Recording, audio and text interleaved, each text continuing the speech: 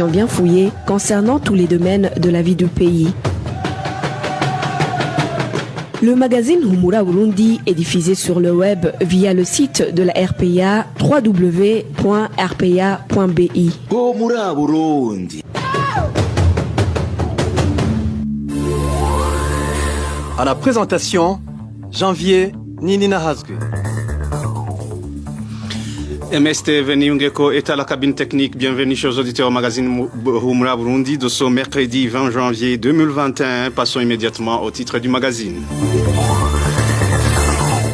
Au moment où le chef de l'État accuse au personnel de la Régie des eaux de détournement et malversation, le directeur général sortant de cette entreprise avance plutôt la bonne santé financière de cette entreprise.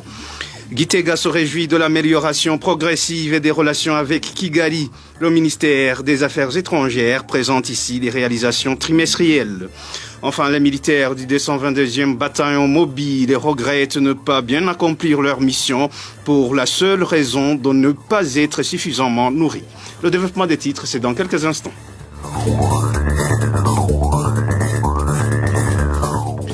Encore une fois, bienvenue. Le directeur général sortant de la Régie des eaux a déclaré ce mardi qu'il passe le relais à son successeur avec des caisses de l'entreprise garnies. Une déclaration qui semble pourtant contredire les propos du numéro 1 burundais. Évariste Ndayishimiye reprochait au personnel de la Régie des eaux d'être responsable de la faillite au bord de laquelle se trouverait cette entreprise. N'est-ce pas Trésor Nyonga? Il y a des entreprises en faillite, notamment la Régie des eaux. C'est la voix du président burundais au cours de la conférence publique de fin d'année le 30 décembre 2020. À cette occasion, Évariste Ndayishimiye a ouvertement accusé tout le personnel de la Régie des eaux de la base au sommet de détournement des deniers de cette entreprise. La Régie des eaux a dérobé l'eau et l'électricité et en a fait sa propriété. Dites-moi, où est-ce qu'ils mettent l'argent qu'ils encaissent? À commencer par la direction générale jusqu'au planton. C'est eux qui volent cet argent. C'est-à-dire qu'il s'agit d'un groupe de personnes qui se sont organisées pour nous voler notre eau et notre électricité. Cependant, le directeur général sortant de la Régie des eaux, Simeon Habonimana, s'inscrit en faux contre les calomnies du chef suprême. Lors des cérémonies de remise et reprise ce mardi, Simeon Habonimana a annoncé qu'il lègue à son successeur, docteur ingénieur-major Jean-Albert Manigona, une entreprise sans aucune dette, mais que le gouvernement Ndayishimiye doit plutôt à la Régie des eaux. Le nouveau directeur général vient me remplacer au moment où l'entreprise se trouve dans une situation confortable. J'aimerais le tranquilliser que l'entreprise n'a aucune dette. Maintenant, il y a beaucoup d'argent sur les comptes de la Régie des eaux, dont le montant avoisine 12 milliards. L'État doit à l'entreprise 16 milliards de francs burundais. Si cette somme est remboursée, la Régie des eaux pourra alors fonctionner sans aucun problème. Nombreux sont donc ceux qui se demandent actuellement qui entre l'ancien directeur général de la Régie des eaux et son patron Évariste Ndayishimiye ment. Par ailleurs, ce démenti du directeur général de la Régie des eaux tombe après sa nomination ce 14 janvier par le même chef de l'État à un poste plus prometteur de directeur du programme de l'énergie, des mines, des infrastructures et des logements sociaux. Merci Trésor Nyongabo. Parlant toujours des entreprises étatiques, le conseil d'administration de l'Otraco devrait statuer sur les lamentations des employés de l'Otraco et prendre une décision car cela se trouve dans ses missions. C'est la réaction de Gabriel Rufiri, président de l'Olicom. Pour son militant qui lutte contre la corruption et les malversations économiques, au cas où il serait difficile pour ce conseil de prendre une décision, ce dernier peut soumettre ses avis aux autres instances hiérarchiques. On l'écoute. Le conseil d'administration a un rôle très important dans la gestion des entreprises publiques. Il faut savoir que le directeur général joue un rôle de secrétaire au conseil d'administration. Le conseil d'administration s'occupe de la politique générale de la société. C'est ce conseil qui vote le plan d'action annuel, le budget annuel. Et sur cette base, ils peuvent mener des contrôles, la validation des rapports rapports, etc., etc. Donc, c'est un organe qui est là pour aussi gérer des conflits, qui ne sont pas gérés, mais beaucoup plus donner des orientations sur base des plaintes qu'il a reçues. Mais, encore une fois, pour que cela fonctionne normalement, il faut qu'il y ait des institutions, des organes qui sont mieux organisés, qui sont compétents. Aussi, il y a des institutions, des organes externes, comme l'inspection générale de l'État ou la Cour des comptes. Ils peuvent aussi, sur demande ou à volonté, mener des investigations et produire des rapports. Mais vous savez qu'il y a un grand problème. Aujourd'hui, en matière de gestion, en matière de bonne gouvernance, il n'y a pas vraiment de la culture de bonne gestion, de la culture de la protection de la chose publique. Souvent, même si ces rapports sont produits, il n'y a pas vraiment d'effets positifs qui suivent ces rapports. Donc, pour nous, nous pensons qu'il faut qu'il y ait vraiment des actions concrètes pour protéger les sociétés publiques. Aussi, la Constitution, à son article 69, montre en suffisance que la chose publique doit être défendue par tout citoyen. Surtout que ces fonds proviennent des impôts et taxes des citoyens, raison pour laquelle chacun a son devoir moral de protéger la chose publique. C'était Gabriel Rufiri, président de l'OLICOM. Page santé, les gestes et barrières contre la Covid-19 ne sont pas respectés par le personnel soignant au Burundi. Dans différents hôpitaux de la mairie de Bujumbura et de l'intérieur du pays, certains membres du personnel soignant ne portent pas de masque. En plus d'être parmi les principaux gestes et barrières contre la Covid-19, le port du masque est obligatoire pour le personnel soignant. Le point avec Walter Kwizir. Dans différents établissements sanitaires de la mairie de Bujumbura, de même que ceux de l'intérieur du pays, le constat est que le personnel soignant lui-même viole la mesure de port de masque qui figure parmi les gestes de protection contre la contamination de la Covid-19. Certains se limitent seulement à sensibiliser la population sans leur montrer l'exemple. Certains portent le masque par peur de l'autorité hiérarchique, comme témoigne l'un d'eux. Il y a certains membres du personnel soignant qui ne portent pas les masques alors qu'ils sont nécessaires. Ils les portent à contre-cœur. Là où je travaille, nous sensibilisons tous les patients et leurs gardes de porter les masques. Paradoxalement, parmi mes collègues, certains les portent, d'autres non. Son médecin regrette que le corps soignant ne semble pas lui-même avoir conscience du danger que présente la Covid-19, tenant compte de leur comportement vis-à-vis de cette pandémie. C'est la honte vraiment. Imaginez dans les structures de santé, les médecins font de va-et-vient sans porter de masque. Certains ne les portent pas comme il le faut, les autres ne les en ont même pas. Donc, le constat est que même parmi les médecins, beaucoup n'ont pas conscience de la gravité de cette maladie. Le port de masque est obligatoire pour tout le corps soignant pour se protéger contre la Covid-19. Les sources de la RPA travaillant dans les structures de santé des différentes provinces reconnaissent qu'ils ont ces masques, même s'ils ne les portent pas tous, non seulement pour se protéger, mais aussi pour servir le bon exemple à leurs patients et autres demandeurs de services. Walter Kwizera, toutes les communes de la province Ngozi ne sont pas encore dotées des capacités pour faire les tests à Covid-19, de moyens qui peuvent être disponibles dans les districts de santé. Toutefois, les cas positifs à la Covid-19 augmentent de plus en plus dans cette province. Emmanuel Ndaishimi.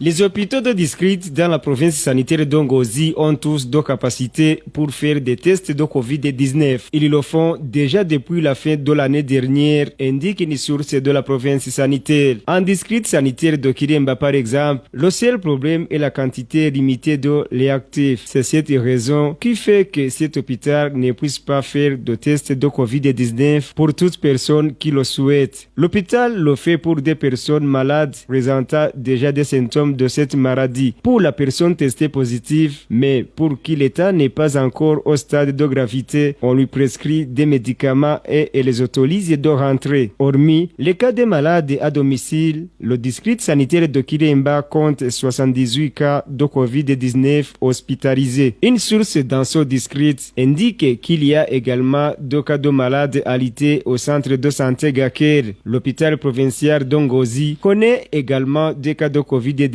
Grand nombre proviennent de la commune Gashikanoa. Dans cette commune, à partir de ce mercredi, il a débuté une campagne de dépistage au lycée communal Gashikanoa où il a été trouvé de cas de Covid aussi bien parmi les élèves que parmi les enseignants. Retrouvez les différentes productions de la RPA sur Facebook, YouTube, Twitter et sur www.rpa.bi. Arrestation ce mardi de Christa Caneza, la veuve de feu Thierry Kubgimana, puis conduit au cachot du bureau spécial de recherche BCR. Avec la complicité des malfaiteurs, la jeune femme est reprochée d'avoir planifié et exécuté l'assassinat de son mari. Des accusations balayées d'un revers de la main par sa famille. Toutefois, la police semble l'avoir déjà inculpée car elle la taxe de coupable. Les détails avec Clovis Nyonzim.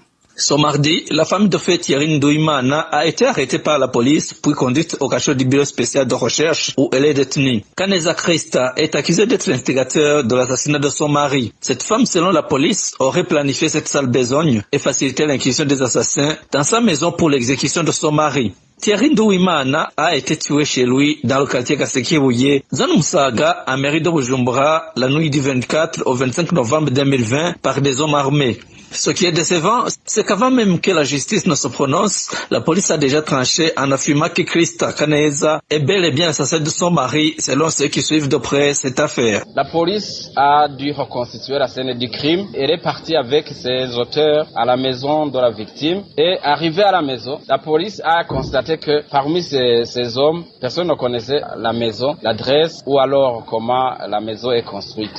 Et la police a alors constaté que ce crime ne pouvait pas se commettre sans qu'il y ait complicité dans quelqu'un de l'intérieur de la maison. Et la sœur qui pouvait être, à qui la police pouvait tourner les yeux, c'était cette femme qui était sa seule personne adulte dans cette maison. Et la police a alors focalisé son enquête sur cette femme et c'est ainsi qu'elle a découvert tous ces éléments accablants. Curieusement, au moment de cette déclaration, la femme a toujours caché des faits très accablants. Par exemple, si on lui interroge sur la manière dont son mari a été assassiné, elle va vous dire que son mari on a tiré sur lui, puis il est mort. Ce qui est faux. Parce qu'on a constaté qu'il y a eu des lésions corporelles sur son corps, et ce qui montre qu'elle s'est d'abord débattue avec les criminels. Alors, l'omission de tous ces faits très accablants, et ainsi que tous ces éléments qu'on vient de décrire, montrent bel et bien que la femme se trouve être l'instigatrice du crime, et même la co-auteur ou complice, sans laquelle le crime n'aurait pas eu lieu. Différentes opinions indiquent en effet que les propos du porte-parole de la police Pierre Mouliquier ne sont en rien dignes de foi, que par conséquent, donc, la police cherche un bouc émissaire tout simplement. Merci Clovis Nyonzima. Le Forum pour le renforcement de la société civile force s'insurge contre le récent rapport de la Commission Vérité et Réconciliation, CVR, qui, selon cette organisation, n'a fait que plaire au parti au pouvoir, le CNDD-FDD. C'est en substance le contenu de la déclaration de ce forum du 15 janvier 2021. Vital Nshimirimana, président du FORST, demande au président de la CVR de recueillir les avis de sources diversifiées sur les massacres de 1972 et surtout de ne pas fermer les yeux sur d'autres massacres commis au Burundi. Suivez. Le président de la CVR a cité certains faits qui ont facilité le travail de la CVR, des faits qui contrastent avec la réalité lorsqu'il parle de la sécurité qui règne sur l'ensemble des territoires. Ceci est faux. Lorsqu'il parle du retour des réfugiés, alors que des centaines de milliers de réfugiés sont toujours à l'extérieur du pays et ne peuvent pas rentrer à cause de la prévalence de l'insécurité continue. Et puis le fait que la CVR ait choisi l'année 1972 n'a pas d'explication, dès lors qu'il y a d'autres crises et d'autres années au cours desquelles des crises successives se sont opérées, que la CVR n'en dise aucun mot. Et puis, la CVR, ce que nous constatons, c'est que la CVR déforme à mauvais escient les causes, le déroulement et l'étendue de la crise de 72, en omettant d'indiquer que la crise a commencé par des tueries qui ont visé des Tutsis dans plusieurs communes du sud du pays.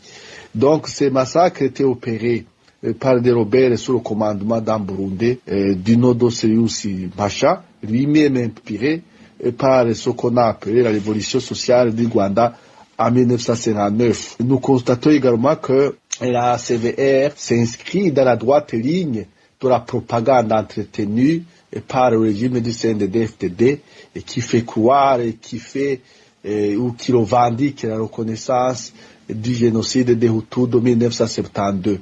Et nous ne sommes pas opposés à ce que des enquêtes se déroulent et que la vérité sur les crises qui ont endeuillé le pays continue, mais nous dénonçons la déformation des faits et de la vérité et les spéculations et accusations infondées. Le président du FORSC exhorte à cet effet la communauté internationale à ne pas laisser cette tâche à une commission qui affiche son parti pris. Encore une fois, Vital Nshimirimana, président du FORSC.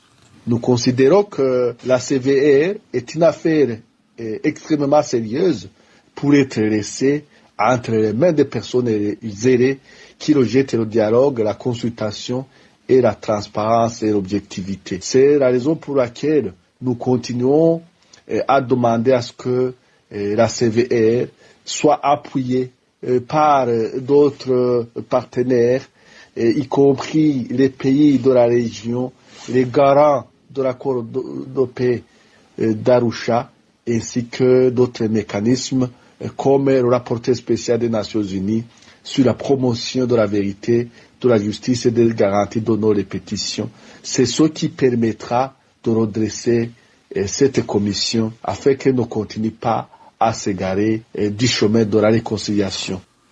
C'était Vital Nshimirimana, président du Forum pour le renforcement de la société civile, FORSC en sigle.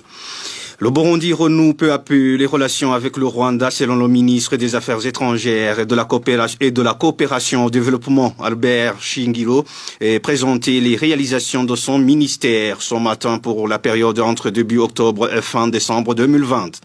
Plusieurs sujets, dont celui des présumés putschistes de 2015, ont été évoqués lors de sa rencontre avec son homologue rwandais selon Albert Shingiro. Suivez. Nous sommes en contact avec nos voisins du Nord. J'ai effectué une visite au Rwanda. Nous avons échangé sur plusieurs sujets, y compris ce sujet concernant les Burundais impliqués dans le putsch de 2015. Vous avez parlé que le Rwanda a déclaré qu'il n'est pas prêt à les livrer à la partie burundaise, mais nous n'avons pas encore de notification officielle à ce sujet. C'est peut-être des informations que vous avez eues à travers les médias sur Internet, mais pour nous, les contacts souterrains continuent. La volonté nous semble partagée et nous attendons des gestes concrets de la part de notre voisin, notamment ce problème lié au putschisme de 2015. C'est un processus, donc il ne faudrait pas nous attendre que ça va être résolu dans une semaine ou deux, ou un mois ou deux, mais nous avons confiance que nos relations à un certain moment seront normalisées parce que tous les deux pays gagnent quelque chose. Nous ne pouvons pas garder des relations conflictuelles éternellement. Nous sommes des pays frères et voisins. Le ministre Albert Shingiro espère également la levée des sanctions de l'Union européenne dans un prochain avenir. Nous sommes en train de d'entretenir un dialogue franc et sincère avec les pays de l'Union européenne en vue de la normalisation de nos relations qui, comme vous le savez, étaient des relations très nourries avant 2015. Mais en 2015, ces pays ont pris des sanctions contre le Burundi de façon unilatérale. Et nous pensons que le temps de fermer cette phase de sanctions est arrivé.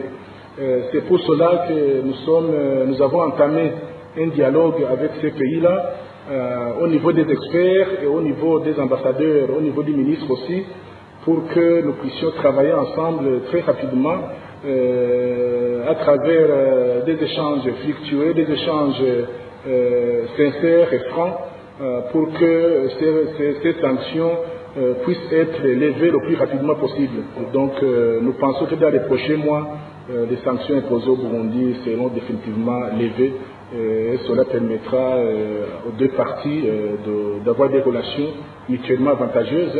Comme vous le savez, il n'y a pas de petits pays dans le monde, nous avons aussi des choses à donner à ces pays. Ils ont des choses à nous donner, nous avons des choses à donner. C'était Herbert Shingiro, ministre des Affaires étrangères, de la coopération au développement. Il faut préciser que les sanctions de l'Union européenne qui concernent l'aide directe au gouvernement du Burundi sont liées entre autres au non-respect des droits de l'homme et d'un état de droit par le gouvernement burundais. Depuis 2009, le 20 janvier, le monde entier célèbre la journée mondiale de la justice sociale, une journée fondée sur l'égalité des droits pour tous les peuples et la possibilité pour tous les êtres humains, sans discrimination aucune, de bénéficier du progrès économique et social partout dans le monde.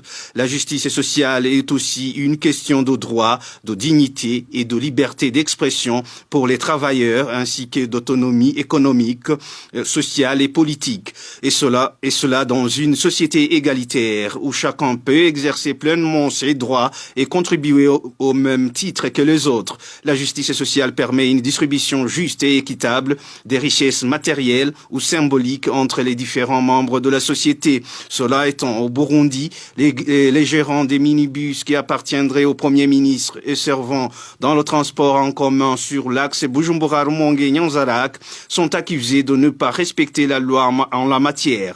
Non seulement ils violent la loi des parkings, mais aussi ne payent pas les taxes exigées aux usagers de ces taxes. Marie-Ange Irakoze.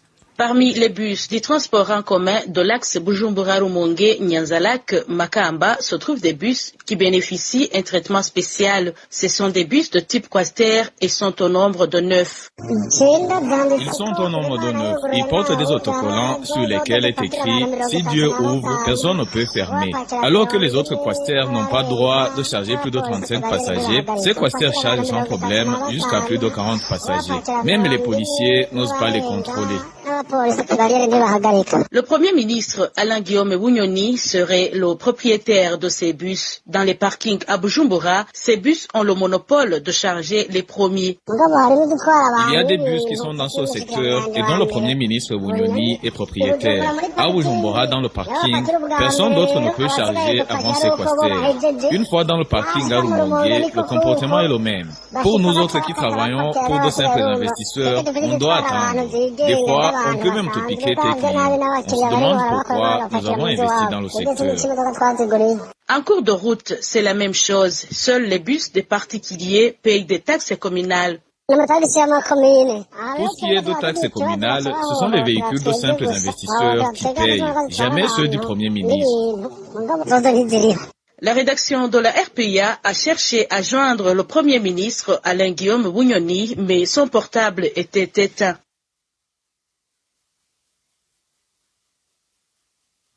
Merci à Marie-Ange Irakoze. Plusieurs routes et avenues de la mairie de Bujumbura et de l'intérieur du pays sont en cours de construction et de réhabilitation sur financement de la République du Burundi et de la Banque africaine de développement BAD. Cela a été annoncé par le ministre des Infrastructures, Équipements et Logements sociaux. C'était au cours d'un point de presse animé ce mercredi.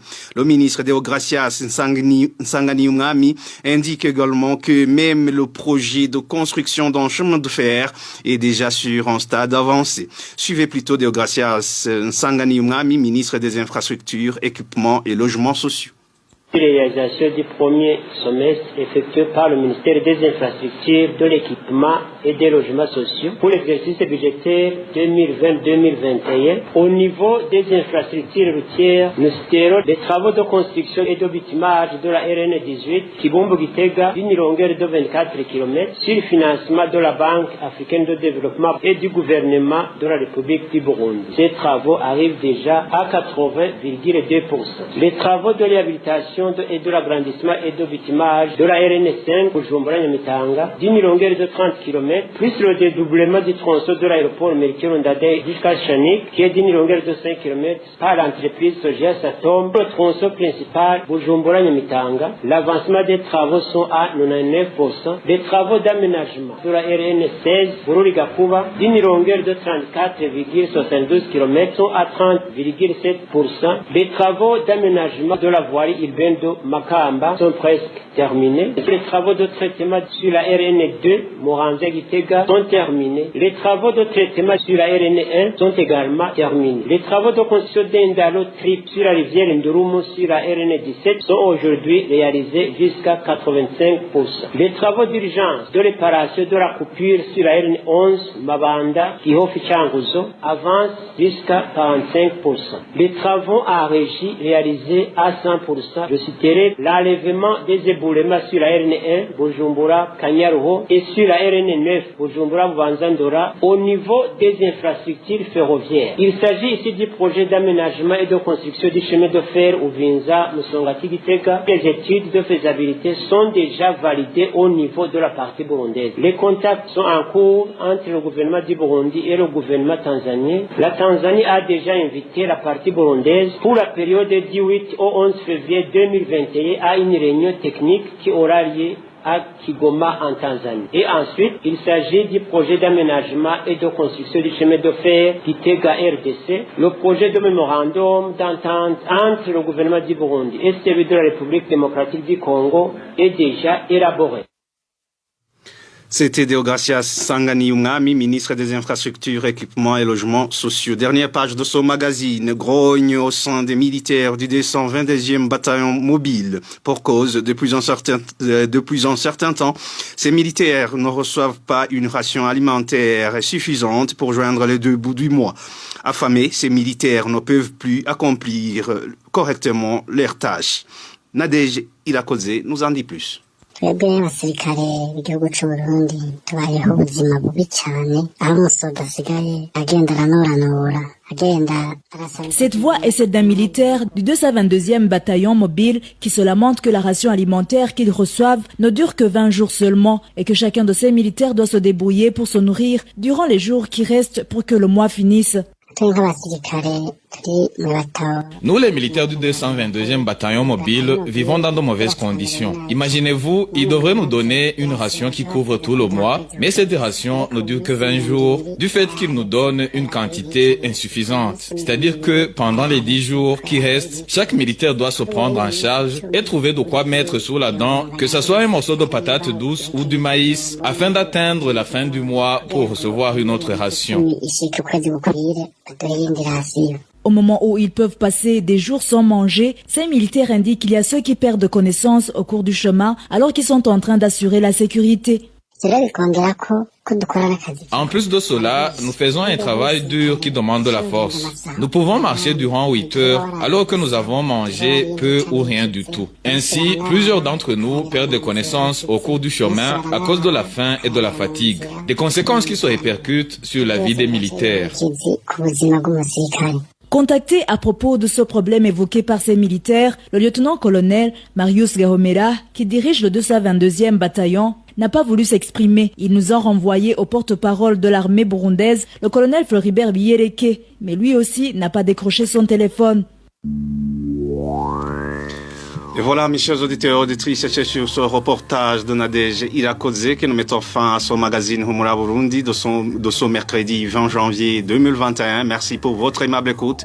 Merci à toute l'équipe de la rédaction pour la collecte et le traitement de toutes ces infos. Merci à MSTV Niungeko pour la bonne collaboration technique. À la présentation, vous étiez avec Janvier Ninina Hazwe. Passez de bons moments chez vous.